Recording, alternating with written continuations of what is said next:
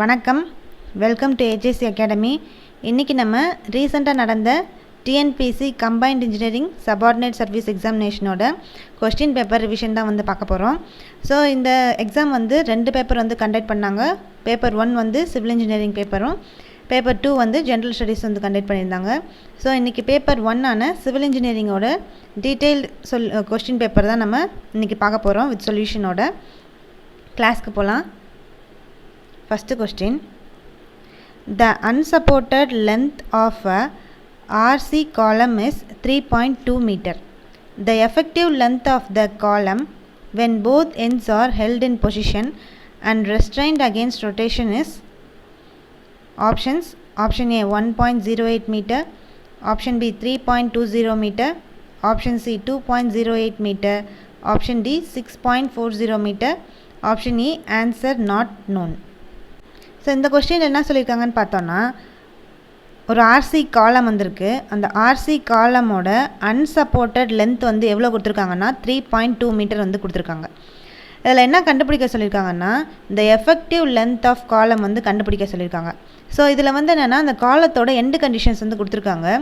So அதில் அந்த காலத்தோட எண்டு கண்டிஷன் வந்து என்ன சொல்லியிருக்காங்கன்னா, வென் போத் எண்ட்ஸ் வந்து பொசிஷனில் வந்து ஃபிக்ஸ் ஆகிருந்துச்சுன்னா, அதே மாதிரி 2 எண்ட்ஸுமே வந்து ரெஸ்ட்ரெயின்ட் அகெயின்ஸ்ட் ரொட்டேஷனாக வந்து இருந்துச்சு அப்படின்னா, அந்த காலத்தோட எஃபெக்டிவ் லென்த் வந்து என்ன அப்படின்னு சொல்லி தான் இந்த கொஷினில் வந்து கேட்டிருக்காங்க. ஸோ இப்போ இந்த மாதிரி கொஷின்ஸ் வந்து கேட்டிருந்தாங்கன்னா, இந்த காலம் வந்துட்டாலே நம்மளுக்கு என்னென்னா different types of end conditions வந்து இருக்குது. ஸோ அதில் என்னென்ன மாதிரியான அந்த எண்ட் கண்டிஷன்ஸை வச்சு தான் நம்ம வந்து இந்த காலத்தோட எஃபெக்டிவ் லென்த் வந்து எவ்வளோ அப்படின்னு சொல்லி நம்ம கண்டுபிடிக்க முடியும். ஸோ அந்த எண்ட் கண்டிஷன்ஸ் வந்து என்னன்னு சொல்லி பார்க்கலாம். இப்போ என்னென்ன எண்ட் கண்டிஷன்ஸ்லாம் டிஃப்ரெண்ட் டைப்ஸ் ஆஃப் எண்ட் கண்டிஷன்ஸ்லாம் வந்துருக்குது. ஸோ ஃபஸ்ட் ஒன்று எடுத்துக்கிட்டோன்னா, effectively held in position and restrained against rotation at both ends. So இந்த ஃபஸ்ட்டு கண்டிஷனுக்கு எஃபெக்டிவ் லென்த் வேல்யூ என்ன கொடுத்துருக்காங்கன்னா 0.65 L அப்படின்னு சொல்லி கொடுத்துருக்காங்க. ஸோ அப்போ ஃபஸ்ட்டு எண்டு கண்டிஷன் என்ன கொடுத்துருக்காங்க, ஸோ 2 எண்டுலேயுமே போத் எண்ட்ஸ்லேயுமே வந்து பொசிஷன் வந்து ஃபிக்ஸ் ஆகிருக்கு. அதே மாதிரி 2 எண்ட்ஸ்லேயுமே வந்து ரெஸ்ட்ரைன்ட் அகெயின்ஸ்ட் ரொட்டேஷனாக வந்து இருந்துச்சு அப்படின்னா, அந்த கண்டிஷனோட எஃபெக்டிவ் லென்த் வேல்யூ வந்து எவ்வளோ கொடுத்துருக்காங்கன்னா 0.65 L அப்படின்னு சொல்லி கொடுத்துருக்காங்க.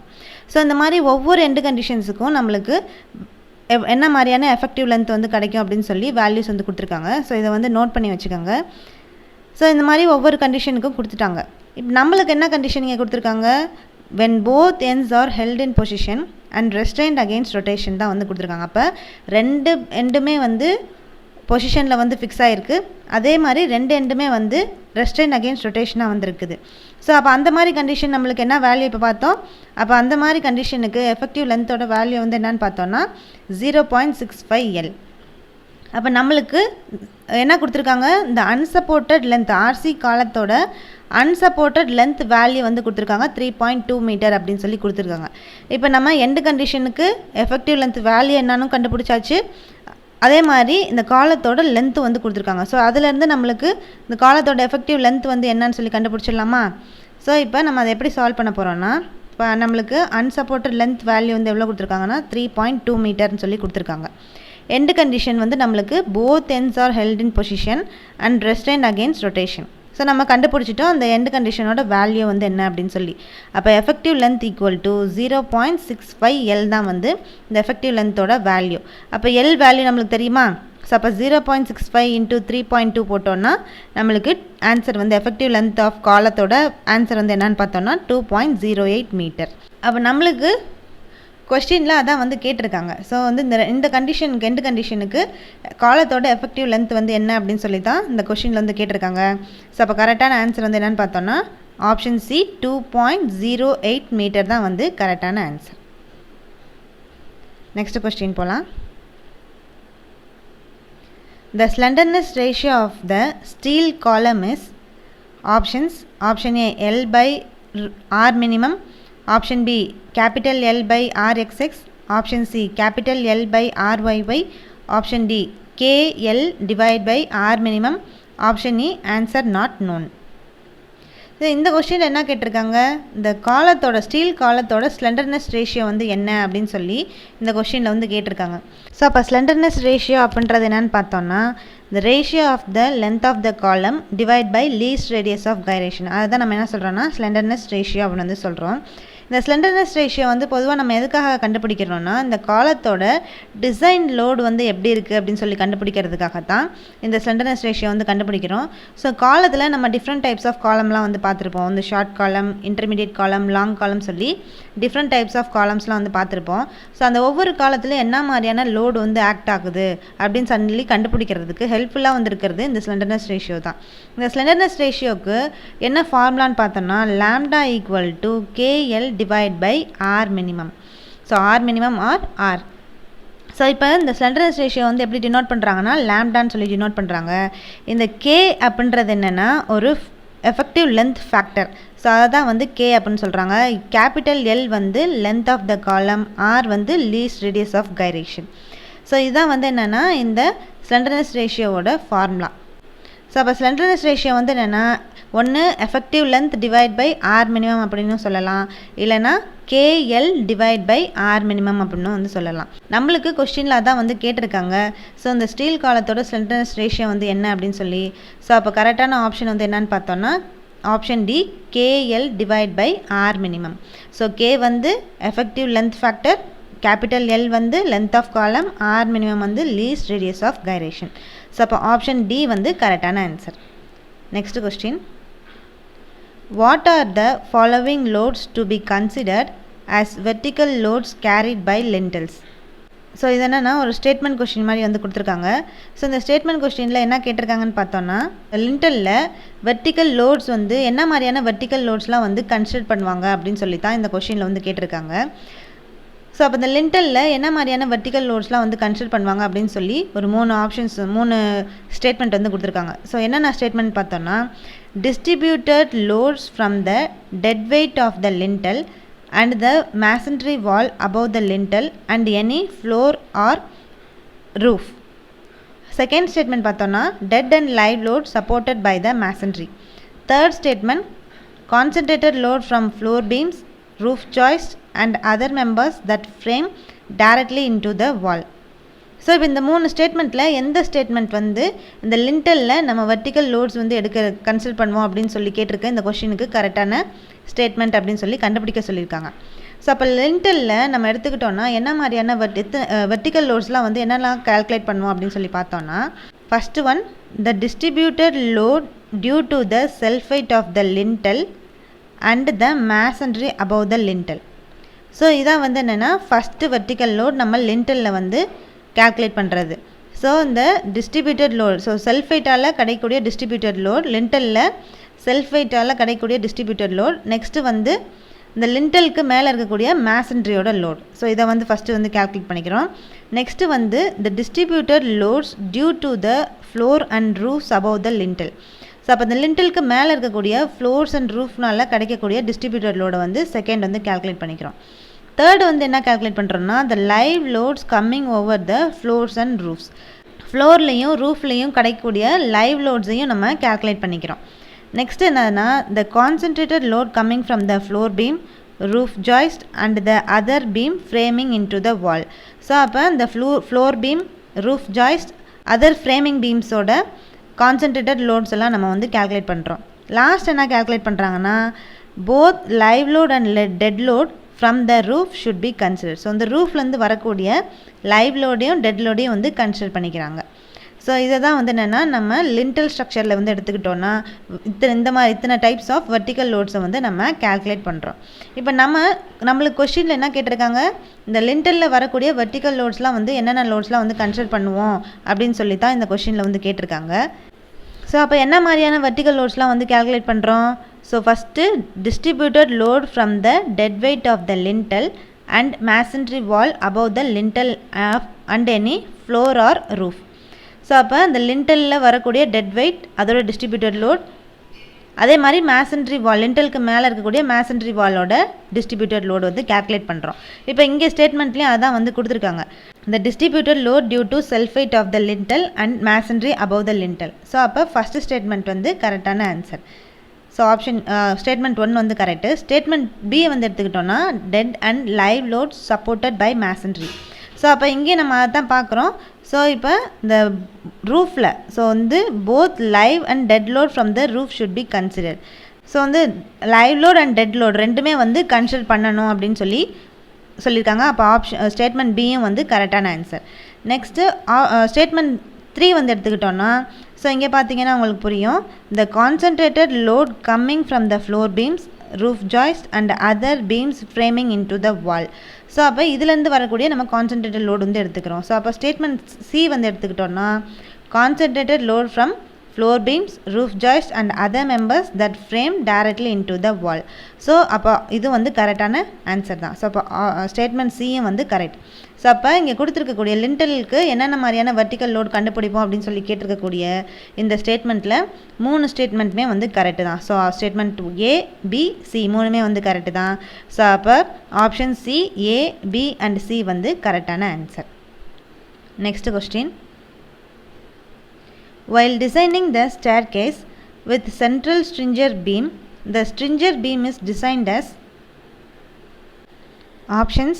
Option A simply supported beam, option B cantilever beam, option C fixed beam, option D T beam, option E answer not known. இந்த கொஸ்டினில் என்ன கேட்டிருக்காங்க, இப்போ நம்ம ஸ்டேர் கேஸ் வந்து டிசைன் பண்ணுறோம். ஸோ அப்படி ஸ்டேர் கேஸ் வந்து எதை வச்சு டிசைன் பண்ணுறோன்னா, சென்ட்ரல் ஸ்ட்ரிஞ்சர் பீம் அப்படின்ற இந்த பீமை வச்சு நம்ம ஸ்டேர் கேஸ் வந்து டிசைன் பண்ணுறோம். ஸோ அப்படி இந்த ஸ்ட்ரிஞ்சர் பீம் வந்து டிசைன் அந்த நம்ம ஸ்டேர் கேஸில் வந்து டிசைன் பண்ணும்போது இந்த ஸ்ட்ரிஞ்சர் பீமை என்ன மாதிரியான வேலை டிசைன் பண்ணுவாங்க அப்படின்னு சொல்லி தான் இந்த கொஸ்டினில் வந்து கேட்டிருக்காங்க. ஸோ அப்போ இந்த ஸ்ட்ரிஞ்சர் பீமை என்ன மாதிரியான வேலை வந்து டிசைன் பண்ணுறாங்கன்னா, ஃபஸ்ட்டு இந்த ஸ்ட்ரிஞ்சர் பீம் அப்படின்றது என்னென்னா ஒரு ஸ்ட்ரக்சரல் மெம்பர். அந்த மெம்பர் வந்து எதுக்காக யூஸ் ஆகுதுன்னா, இந்த ஃப்ளோர் ஆர் டெக் வந்து லாங்கிடியூடனல் டைரக்ஷனில் சப்போர்ட் பண்ணுறதுக்காக தான் இந்த ஸ்ட்ரிஞ்சர் பீம் வந்து யூஸ் பண்ணுறாங்க. ஸோ இது வந்து என்ன பண்ணுதுன்னா, இந்த ஸ்ட்ரிஞ்சர் பீம் வந்து டிஸ்ட்ரிபியூட்டட் லோட், இந்த ஸ்லாபில் அக்கறாகக்கூடிய டிஸ்ட்ரிபியூட்டட் லோடை எப்படி கன்வெர்ட் பண்ணுதுன்னா பாயிண்ட் லோடாக வந்து கன்வெர்ட் பண்ணும் இந்த ஸ்ட்ரிஞ்சர் பீம். ஸோ அந்த காரணத்தினால தான் வந்து என்னென்னா இந்த ஸ்ட்ரிஞ்சர் பீமை அதிகமாக ஸ்டேர்கேஸ் டிசைனில் வந்து யூஸ் பண்ணுவாங்க. ஸோ அப்படி ஸ்டேர்கேஸ் டிசைனில் யூஸ் பண்ணும் போது இந்த ஸ்ட்ரிஞ்சர் பீமில் என்ன மாதிரியான வேலை வந்து டிசைன் பண்ணுறாங்கன்னா, டி செக்ஷனாக தான் வந்து டிசைன் பண்ணுறாங்க இந்த ஸ்ட்ரிஞ்சர் பீமை. ஸோ நம்மளுக்கு கொஸ்டினில் அதான் வந்து கேட்டிருக்காங்க. ஸோ இந்த ஸ்டேர் கேஸில் சென்ட்ரல் ஸ்ட்ரிஞ்சர் பீம் வந்து யூஸ் பண்ணி தான் டிசைனிங் வந்து பண்ணுறாங்க. ஸோ அப்போ இந்த ஸ்ட்ரிஞ்சர் பீமை என்ன மாதிரியான வேலை டிசைன் பண்ணுவாங்க அப்படின்னு சொல்லி தான் நம்மளுக்கு கொஸ்டினில் வந்து கேட்டிருக்காங்க. ஸோ அப்போ ஸ்டேர் கேஸில் யூஸ் பண்ணக்கூடிய ஸ்ட்ரிஞ்சர் பீமை என்ன மாதிரியான வேலை வந்து டிசைன் பண்ணுறாங்கன்னா, டி பீம் வச்சு தான் வந்து டிசைன் பண்ணுறாங்க. ஸோ அப்போ ஆப்ஷன் பி டி பீம் வந்து கரெக்டான answer. Next question. In the design of beams for shear, the nominal shear stress tau v is given by options. Option A tau v equal to vu divided by small b into capital D. Option B tau v equal to vu divided by small b into small d. Option C tau v equal to vu divided by capital B into capital D. Option D tau v equal to vu divided by capital B into small d. Option E answer not known. So இந்த கொஸ்டினில் என்ன கேட்டிருக்காங்க அப்படின்னு பார்த்தோன்னா, இப்போ நம்ம பீம்லாம் வந்து design பண்ணுறோம். இப்போ நம்ம ஷியருக்காக ஒரு பீம் டிசைன் வந்து பண்ணுவோம். ஸோ வந்து design of beam for shear. So ஷியருக்காகவே ஒரு பீம் டிசைனிங் வந்து பண்ணுவோம். ஸோ அப்படி பண்ணும்போது அந்த பீமில் அக்கறாகக்கூடிய நாமினல் ஷியர் ஸ்ட்ரெஸ்ஸோட வேல்யூ வந்து என்ன அப்படின்னு சொல்லி தான் இந்த கொஸ்டினில் வந்து கேட்டிருக்காங்க. ஸோ அப்போ ஷியருக்காகவே டிசைன் பண்ணக்கூடிய பீம்ஸில் அக்கறாகக்கூடிய நாமினல் ஷியர் ஸ்ட்ரெஸ் டவ்வியோட வேல்யூ வந்து என்னென்னு பார்த்தோன்னா, ஸோ இப்போ நாமினல் ஷியர் ஸ்ட்ரெஸ், ஸோ இந்த பீமில் அக்கறாகக்கூடிய நாமினல் ஷியர் ஸ்ட்ரெஸ் வந்து இப்போ யூனிஃபார்ம் டெப்த்தில் இருந்துச்சு அப்படின்னா, இந்த பீமில் அக்கறாகக்கூடிய நாமினல் ஷியர் ஸ்ட்ரெஸ்ஸோட வேல்யூ வந்து என்னென்னு பார்த்தோன்னா, tau v equal to vu divided by small b into small d. So tau v தான் நம்மளுக்கு தெரியும் நாமினல் ஷியர் ஸ்ட்ரெஸ். vu வந்து shear force due to design load, small b வந்து breadth of the member, small d வந்து effective depth. So இதான் வந்து என்னென்னா இந்த ஷியருக்காகவே நம்ம டிசைன் பண்ணக்கூடிய பீமோட நாமினல் ஷியர் ஸ்ட்ரெஸ்ஸோட ஃபார்முலா. நம்மளுக்கு கொஸ்டினில் அதான் வந்து கேட்டிருக்காங்க, இந்த ஷியருக்காகவே டிசைன் பண்ணக்கூடிய பீமோட நாமினல் ஷியர் ஸ்ட்ரெஸ் டவ்வி வேல்யூ வந்து என்ன அப்படின்னு சொல்லி. ஸோ அப்போ அந்த டவ்வி வேல்யூ வந்து என்னென்னு பார்த்தோன்னா, option B tau v equal to vu divide by small b into small d வந்து கரெக்டான answer. Next question. Young's modulus of concrete capital E is given by options. Option A E equal to 1000 FCK. Option B E equal to 5000 times square root of FCK. Option C E equal to 5700 FCK, option D E equal to 10,000 times square root of FCK. So FCK அப்படின்றது என்னென்னு பார்த்தோம்னா characteristic strength of concrete. Option E answer not known. இந்த கொஸ்டினில் என்ன கேட்டிருக்காங்க அப்படின்னு பார்த்தோம்னா அந்த காங்க்ரீட்டோட யங்ஸ் மாடுலஸ் வேல்யூ வந்து என்ன, இ வேல்யூ வந்து என்ன அப்படின்னு சொல்லி தான் இந்த கொஸ்டினில் வந்து கேட்டிருக்காங்க. ஸோ அப்போ இந்த காங்க்ரீட்டோட யங்ஸ் மாடுலஸ் வேல்யூ வந்து என்னென்னு பார்த்தோம்னா, ஸோ ஹையர் ஸ்டாண்டர்டில் வந்து என்னென்னா காங்க்ரீட்டோட modulus of velocity or Young's மாடுலஸோட வேல்யூ வந்து எப்படி கால்குலேட் பண்ணுறாங்கன்னா EC equal to 5000 into root FCK. So அதுதான் வந்து என்னென்னா ஹையர் ஸ்டாண்டர்டில் நம்மளுக்கு காங்க்ரீட்டுக்கோட யங்ஸ் மாடுலஸ் வேல்யூ வந்து கண்டுபிடிக்கக்கூடிய ஃபார்முலா. ஸோ அப்போ நம்மளுக்கு கொஸ்டினில் அதான் வந்து கேட்டிருக்காங்க யங்ஸ் மாடுலஸ் வந்து கண்டுபிடிக்கிறது, காங்க்ரீட்டோட யங்ஸ் மாடுலஸோட வேல்யூ வந்து என்ன அப்படின்னு சொல்லி தான் வந்து கேட்டிருக்காங்க. ஸோ அப்போ காங்க்ரீட்டோட modulus of velocity or Young's மாடுலஸோட வேல்யூ வந்து என்னென்னு பார்த்தோம்னா E equal to 5000 root FCK. So அப்போ ஆப்ஷன் பி வந்து கரெக்டான answer. Next question. For the simply supported beams and slabs, the basic value of span to effective depth ratio is options. Option A 7, option B 10, option C 20, option D 26, option E answer not known. இந்த கொஸ்டினில் என்ன கேட்டிருக்காங்க அப்படின்னு பார்த்தோம்னா ஒரு simply supported beams and slabs வந்து இருக்குது. So அந்த சிம்பிளி சப்போர்ட்டட் பீம்ஸ் அண்ட் ஸ்லாப்ஸில் span to effective depth ratio வந்து என்ன அப்படின்னு சொல்லி தான் இந்த கொஸ்டினில் வந்து கேட்டிருக்காங்க. ஸோ அப்போ சிம்பிளி சப்போர்ட்டட் பீம்ஸ் அண்ட் ஸ்லாப்ஸோட span to effective depth ratio வந்து என்னென்னு பார்த்தோம்னா டிஃப்ரெண்ட் டைப்ஸ் ஆஃப் பீம்ஸுக்கும் ஒவ்வொரு பீமுக்கும் வந்து என்னென்னா ஒவ்வொரு type of span to effective depth ratio வந்து இருக்குது.